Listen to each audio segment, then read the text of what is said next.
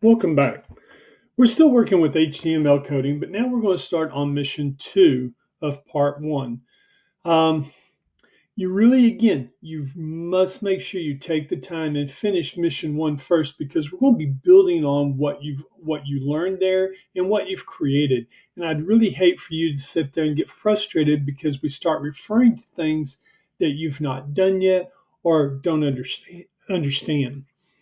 So we're going to first, with this mission too, the big part is we're going to start creating multiple web pages that link together. And that's where you're using what's called a hyperlink. So let's look at this code for a moment and let's discuss what is a hyperlink. There's some parts here that you need to understand, and it does do some things that are different. So again, you still have your introduction, your beginning that tells the computer, I'm working with HTML in what version. You've got your HTML tag, and then you've got your header, your title, and then closing the title, and then closing the header. Here in the body, though, this is where we're putting our reference.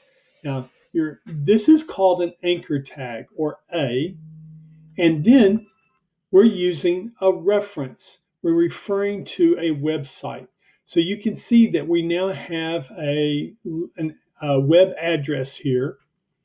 And then we have to put that in quotes.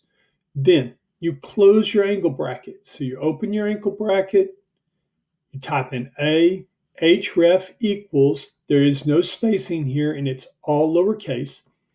You have your quote, HTTPS. You can't just put www. You have to put the entire web address, HTTPS, HTTP, things like that. And then close it with the end quote and then end of the angle bracket. Now, what puts here is what the people see on the web page highlighted in blue, indicating it's a link. Then you close the anchor bracket with your angle bracket. You close the anchor tag, with the angle bracket /A, close angle bracket. Now, this is really all it is, but as you understand, it all has to be lowercase, and you really have to pay attention to what you're typing in. A simple mistake of leaving something out or putting in the wrong key, and it will not work, especially on the quote marks here. I see a lot of students that do not know where to find that. On most keyboards, it is right there next to the enter key.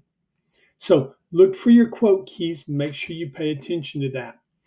We're going to go further in depth on this. This is just an introduction on what a hyperlink is and the different brackets coding that you need to understand. If you have any questions, make sure you take the time to get in touch with us.